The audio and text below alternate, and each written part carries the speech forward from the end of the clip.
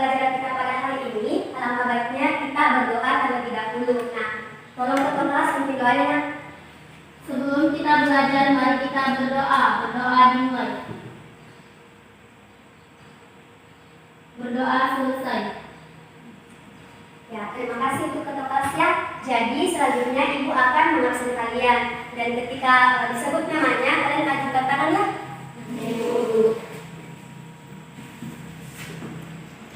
Nah, Ananda Eka Irawan, hadir Bu.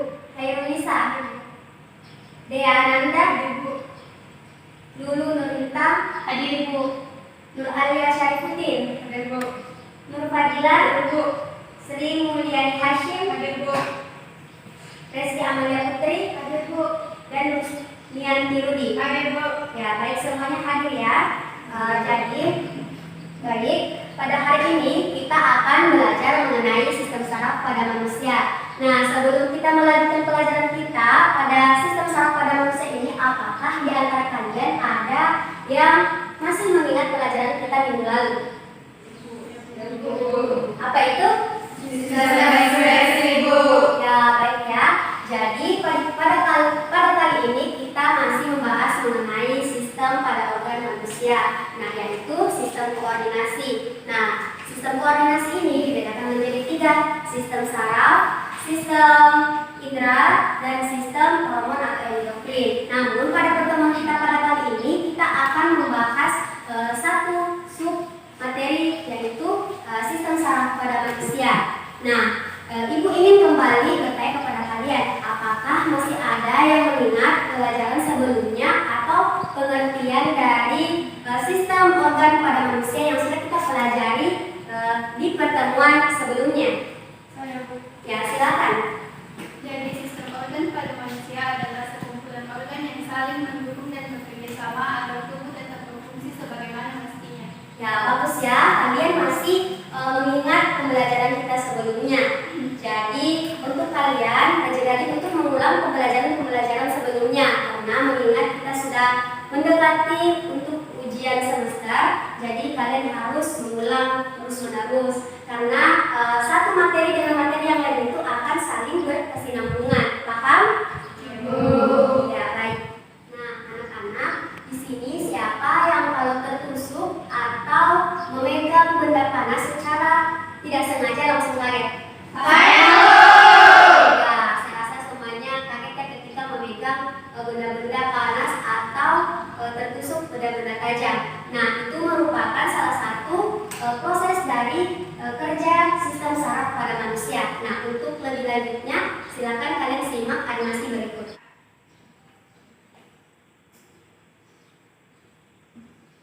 Neurons communicate with each other through their dendrites and axon. Generally, incoming signals are received at dendrites, while outgoing signals travel along the axon to the nerve terminal. In order to achieve rapid communication over its long axon, the neuron sends electrical signals from the cell's body to the nerve terminal along the axon.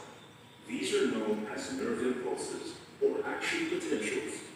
An action potential is essentially a brief reversal of electric polarity across the cell membrane. Cells are polarized, meaning there is an electrical voltage across the cell membrane. In a resting neuron, the typical voltage, known as the resting membrane potential, is about -70 millivolts. The negative value means the cell is more negative on the inside. At this resting state, they are concentrated.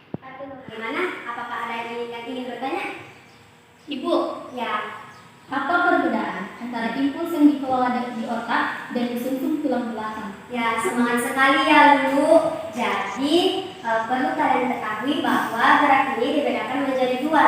Ada gerak sadar dan gerak refleks. Nah, gerak sadar ini adalah ketika terdapat impuls, nah kemudian dikelola di otak.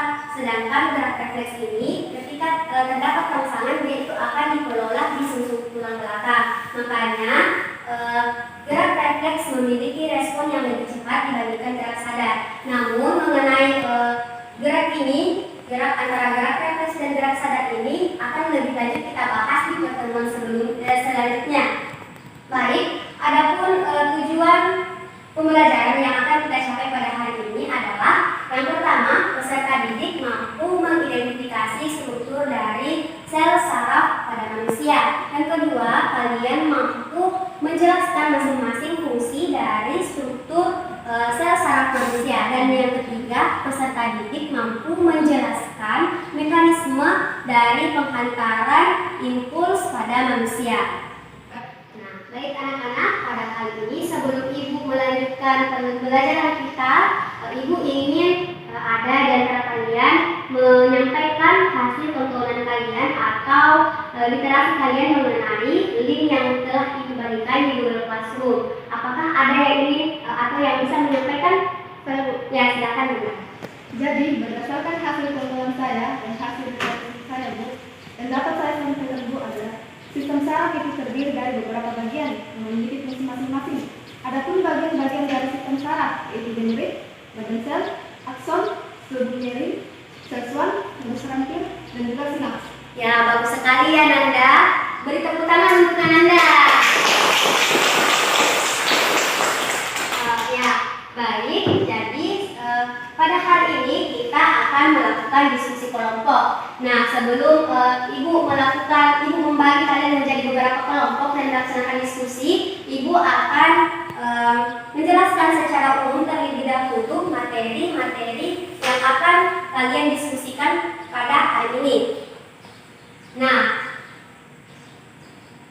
kalian bisa melihat gambar di atas sistem saraf pada manusia. Nah, anak-anak, sistem saraf pada manusia ini merupakan suatu sistem yang sangat kompleks dan penting, di mana sistem saraf ini akan mengatur semua aktivitas yang ada pada tubuh kita.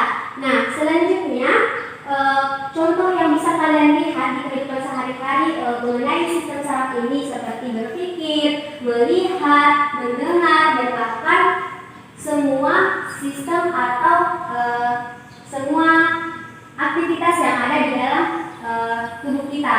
Nah, selanjutnya kalian bisa melihat struktur sel di atas. Nah, betul tadi yang dikatakan Nanda ya, bahwa pada sel saraf ini terdapat dendrit, terdapat akson, terdapat badan sel, terdapat sel swan, dan sinaps.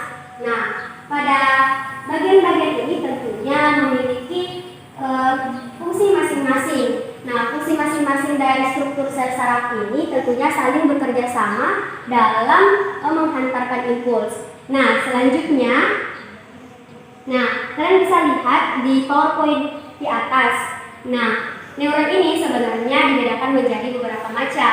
Ada yang dibedakan berdasarkan bentuknya dan nanti akan ditampilkan. Ada yang berdasarkan pada fungsinya. Nah, kalian bisa lihat di atas perbedaan antara ketiga neuron. Nah, di atas sudah tertampil neuron berdasarkan neuronnya. Itu ada 3, yaitu neuron unipolar, neuron bipolar, dan multipolar. Nah, kalian bisa melihat penjelasannya di atas. Kalau unipolar itu dia itu memiliki satu cabang akson dan memiliki satu cabang akson yang berasal dari badan sel. Kemudian bipolar itu terdapat satu dendrit yang bercabang-cabang dan satu akson. Selanjutnya multipolar. Nah, multipolar ini memiliki sejumlah dendrit dan satu akson.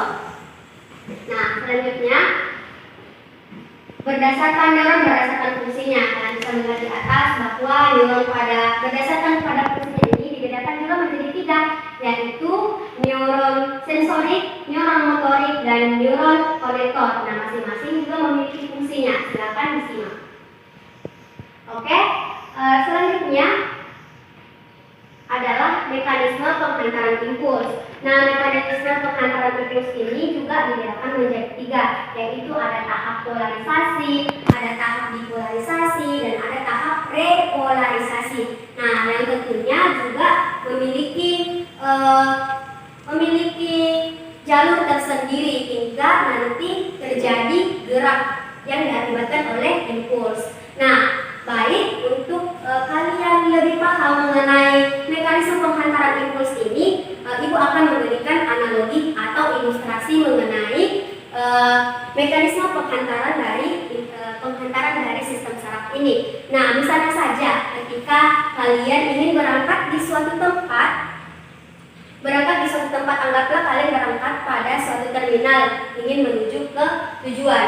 Nah, ketika kalian berangkat dari suatu tempat menuju tujuan tersebut, tentunya kalian akan melewati beberapa daerah-daerah yang masing-masing pastinya memiliki nama. Nah, anggaplah nama suatu daerah itu adalah suatu tahap di mana proses penghantaran impuls. Nah, ketika kalian bergerak dari suatu tempat, misalnya terminal tadi, menuju tujuan, kalian pastinya melewati, ya tadi kan nama-nama daerah, masing-masing nama daerah.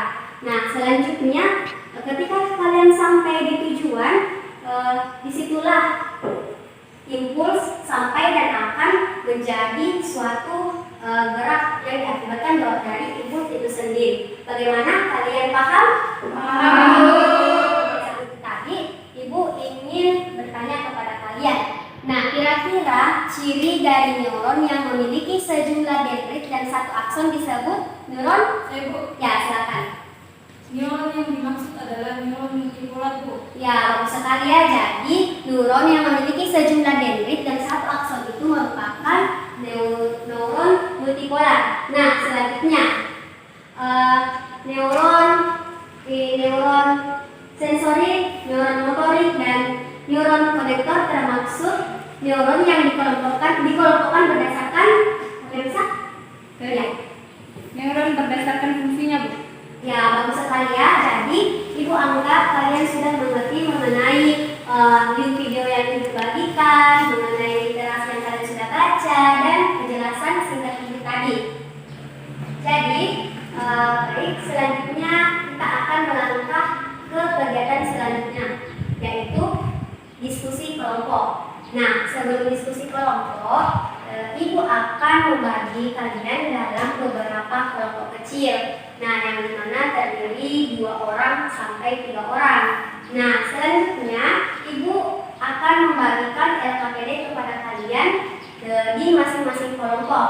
Nah, kemudian selanjutnya Ibu akan membagikan nama-nama kelompok kepada kalian. Ketika Ibu sudah membagi kelompok kalian bisa bergeser duduk bersama teman kelompok kalian. Ya, jadi Ibu akan instruksi. Nah, di bagian depan kanan kelompok 1, ya, di bagian depan kiri kelompok 2, bagian kanan belakang kelompok 3, dan bagian kanan kiri adalah kelompok 4. Nah, baik, Ibu akan sebutkan ya nama-nama kelompoknya, jadi mohon didengarkan.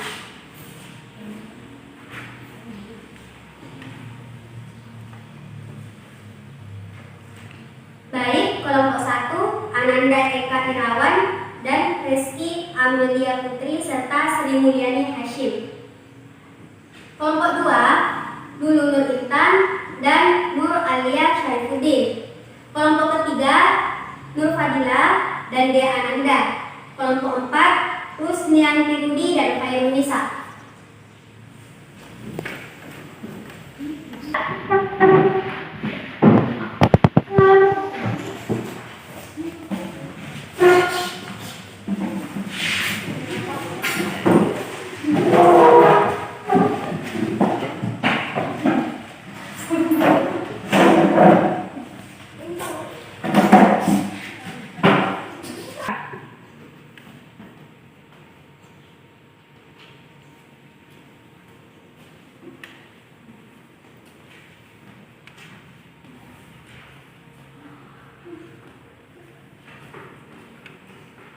Nah, baik, LKPD-nya sudah bisa dibuka. Nah, Ibu harap kalian membaca petunjuknya terlebih dahulu, kemudian menjawab aktivitas yang ada di LKPD-nya. Apabila ada yang tidak mengerti, silakan mengajukan tangan dan menyampaikannya kepada Ibu. Ya, baik? Ya. Ya, ada apa?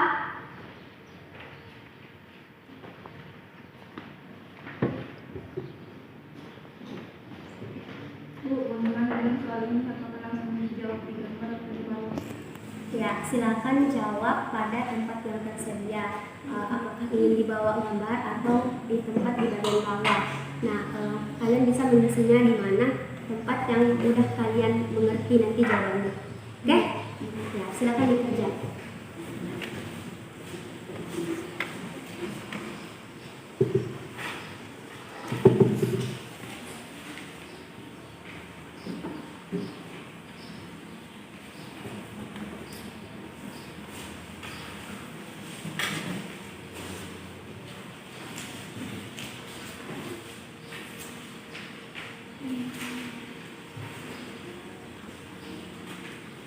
Ya, baiknya waktunya sisa 5 menit. Jadi Ibu harap kalian sudah bisa bersiap-siap atau sudah bisa menyelesaikan LKPD yang dibagikan.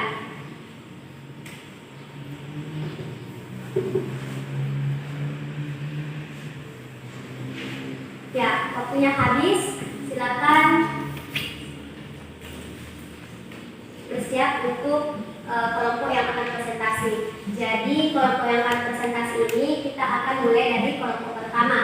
Jadi silakan untuk kelompok 1 bersiap-siap untuk presentasi di depan kelas.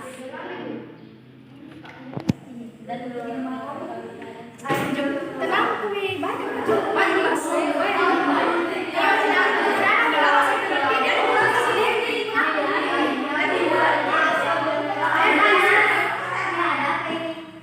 Jadi Ibu harap kalian tidak membahas sesuatu di luar dari pelajaran kita. Nah, untuk mengefisienkan waktu, untuk kelompok 1 silakan bersiap-siap untuk menyampaikan hasil dari aktivitas LKPD-nya di depan kelas. Silakan untuk perwakilan kelompok 1 mari ke depan.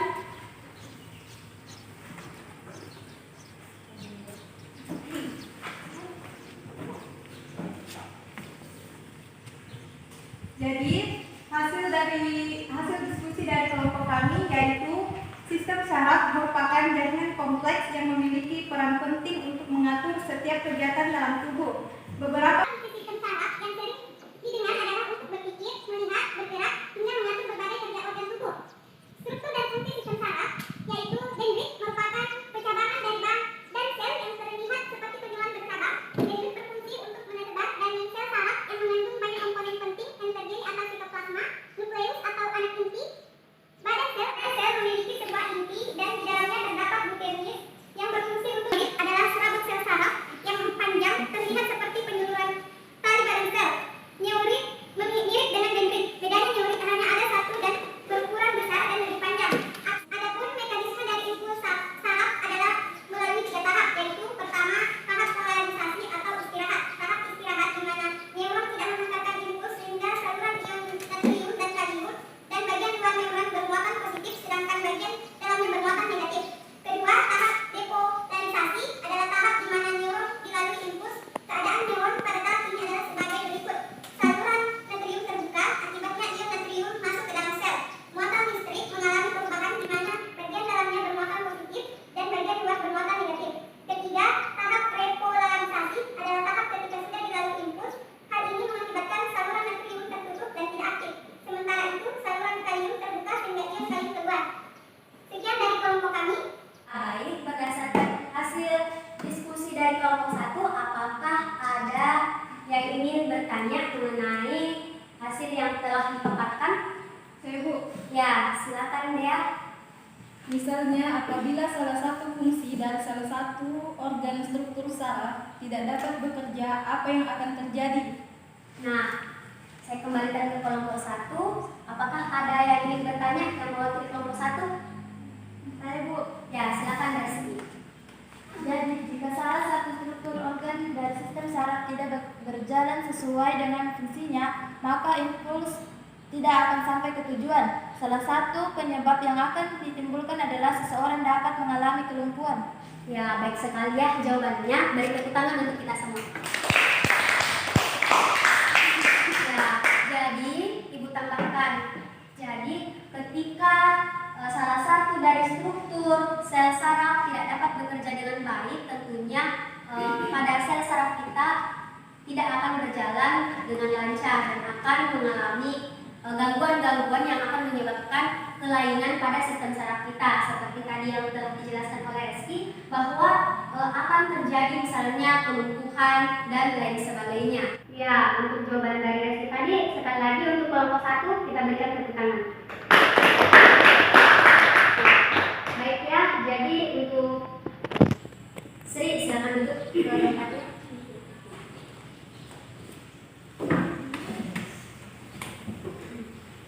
Nah, sebelum Ibu akhiri pembelajaran kita pada hari ini, apakah di antara kalian ada yang bisa menyampaikan atau menyimpulkan hasil belajar kita pada hari ini? Siapa yang bisa? Saya, Bu. Baik. Jadi, berdasarkan hasil pembelajaran kita pada hari Ini adapun struktur sistem saraf dan fungsinya yaitu yang pertama, dendrit. Dendrit merupakan pencabangan dari badan sel yang terlihat seperti tonjolan bercabang. Dendrit berfungsi untuk menerima dan menghantarkan rangsangan dari badan sel. Yang kedua, badan sel. Badan sel merupakan bagian terbesar dari sel saraf yang mengandung banyak komponen penting yang terdiri atas sitoplasma dan nukleus atau anak inti. Badan sel bertugas untuk menerima rangsangan dan dari dendrit kemudian meneruskan rangsangan tersebut ke akson atau neurit. Badan sel memiliki sebuah inti dan di dalamnya terdapat nukleus sel yang berfungsi untuk sintesis protein. Yang ketiga, akson atau neurit adalah serabut sel saraf panjang yang terlihat seperti penjuluran dari badan sel. Neurit mirip dengan dendrit. Bedanya, neurit hanya ada satu dan berukuran besar dan lebih panjang. Akson berperan dalam menghantarkan impuls dari badan sel menuju efektor seperti sel otot atau sel kelenjar.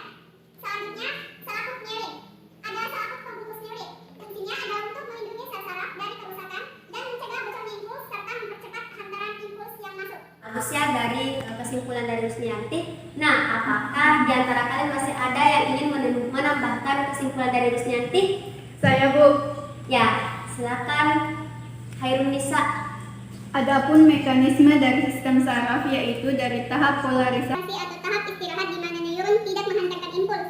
Tahap depolarisasi adalah tahap di mana neuron dilalui impuls dan tahap repolarisasi adalah tahap ketika sudah dilalui impuls. Oke. Ya, terima kasih ya semuanya. Jadi berdasarkan kesimpulan kalian tadi, Ibu anggap kalian sudah paham baik itu mengenai struktur dari sel saraf, mengenai fungsi dari sel saraf, kemudian jenis-jenis dari sel saraf itu sendiri, kemudian bagaimana sistem saraf atau mekanisme sistem saraf pada manusia. Nah, selanjutnya Ibu akan memberikan tugas kepada kalian berupa kuis. Nah, jadi kuis ini Ibu akan masukkan ke Google Classroom kalian. Jadi silakan ambil ponsel kalian, naikkan ke meja ponsel kalian. Silakan dinaikkan. Ya, buka Google Classroom ya. Jadi Ibu akan mengirimkan link pada Google Classroom kalian. Nah, baik. Ibu sudah men-setting waktu pengerjaan kuis yang ada pada Google Classroom dan kalian bisa mengerjakannya sekarang. Silakan dibuka. Ya, kalian bisa mengerjakannya dimulai dari sekarang.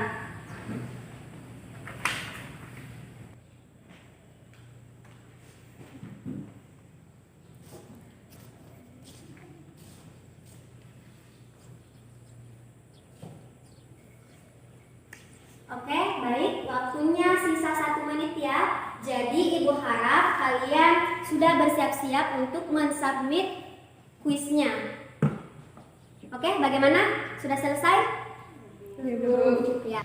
Nah, baik. Selanjutnya agar kalian lebih paham mengenai struktur dari sel saraf pada manusia ini, Ibu akan kembali memberikan tugas pada Google Classroom.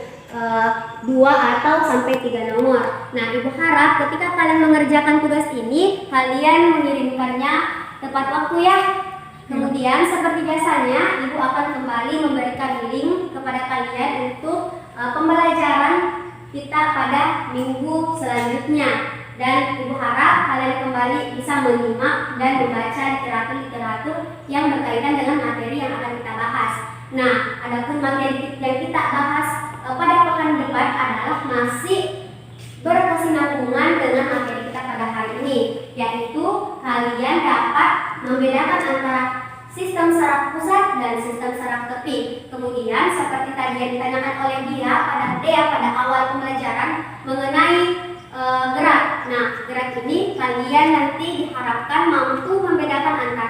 gerak sadar dan gerak refleks. Nah, bagaimana sampai di sini kalian paham? Ya, baik. Terima kasih ya semua.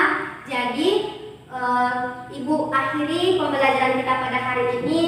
Semoga pembelajaran kita pada hari ini bermanfaat dan Ibu harap kalian tetap mengulang kembali pembelajaran kita karena pembelajaran kita minggu depan masih saling berhubungan satu sama lain. Ibu ucapkan banyak terima kasih atas perhatiannya pada hari ini. Wabillahi taufiq wal hidayah. Wassalamualaikum warahmatullahi wabarakatuh. Waalaikumsalam